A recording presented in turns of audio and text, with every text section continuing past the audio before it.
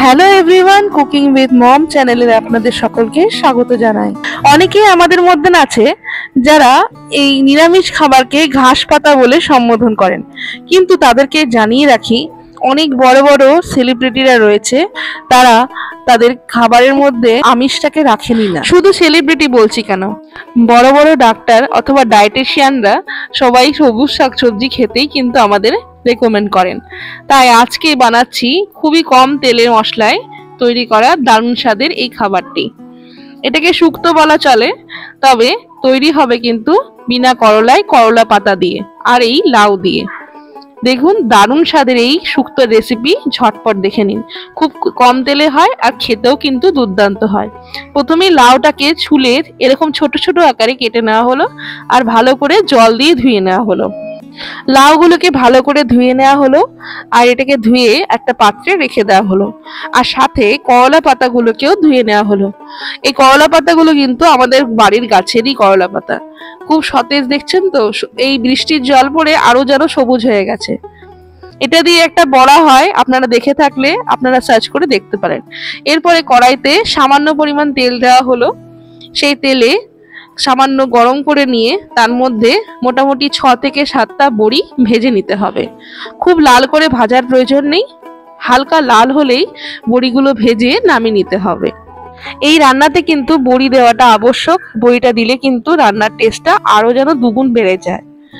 বড়িটা ভাজা হয়ে গেছে। এরপর ওই একই তেলে সামান্য পরিমাণ 5 ফোড়ন দেওয়া হলো, ওই হাফ চামচ মতন 5 ফোড়ন এতে অ্যাড করা হলো। দিয়ে 5 ফোড়নটা পুড়ে গেলেই তার মধ্যে আগের থেকে কেটে রাখা লাউগুলো দিয়ে দিতে হবে।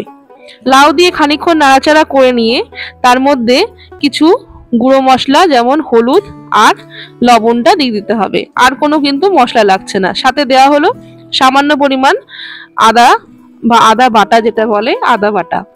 আদা বাটা দিয়ে খানিকক্ষণ নাড়াচাড়া করে নেওয়া হলো। মোটামুটি 5-6 মিনিট পর যখন দেখবেন লাউটা এরকম মজে আসছে, সেই মুহূর্তে আগের থেকে যে পাতাগুলো ধুয়ে নেওয়া হয়েছিল সেই পাতাগুলো একটুখানি ছিঁড়ে সেটা দিয়ে দেওয়া হলো।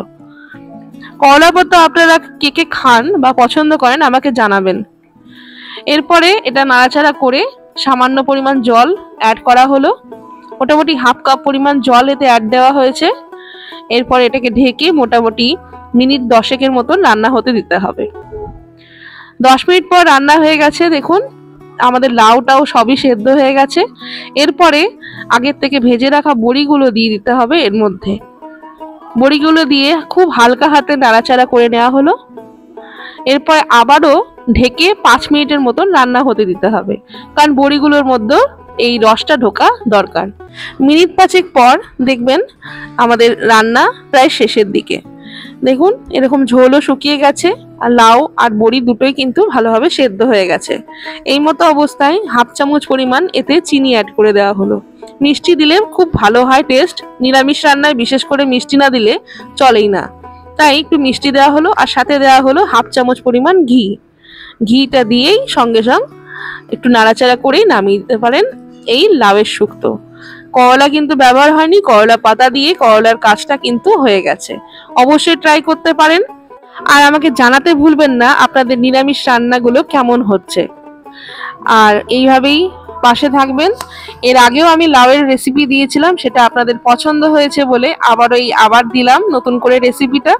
অবশ্যই ট্রাই করবেন, ভালো লাগবে। এই বলেই আজকের ভিডিও আমি শেষ করছি। ভালো থাকবেন, সুস্থ থাকবেন। ফিরে আসবো নতুন রান্না নিয়ে। ভিডিওটা দেখার জন্য অজস্র ধন্যবাদ।